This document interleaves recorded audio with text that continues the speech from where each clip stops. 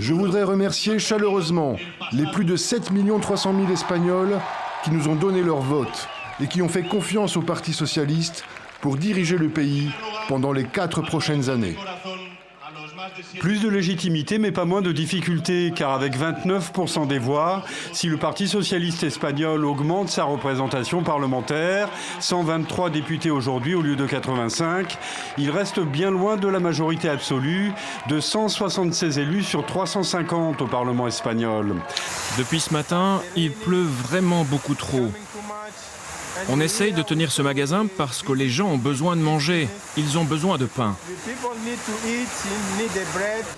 C'est donc la deuxième fois en un mois qu'un cyclone très violent s'abat sur le Mozambique.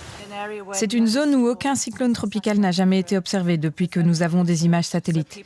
La population de cette région n'avait jamais eu affaire à un cyclone.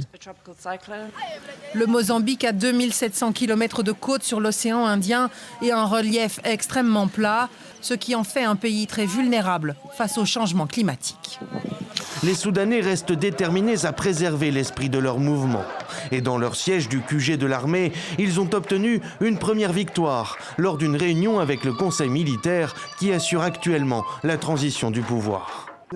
Dirigé par Abdel Fattah al-Burhan, le Conseil au pouvoir résiste encore à céder totalement les commandes du pays. Mais pour les Soudanais qui demandent le jugement de l'ancien président et de ses alliés, le général Burhan est un enfant du régime. Il faut s'enfoncer profondément dans les collines des Appalaches, une région pauvre et isolée aux confins de la Virginie occidentale, du Tennessee et du Kentucky, pour atteindre une de ces églises où l'on suit toujours à la lettre l'évangile de Saint Marc, chapitre 16, verset 18. Ils saisiront des serpents. Chris atteint un état de transe, il débute son prêche, puis vient l'instant où il sent que Dieu l'inspire de saisir un serpent.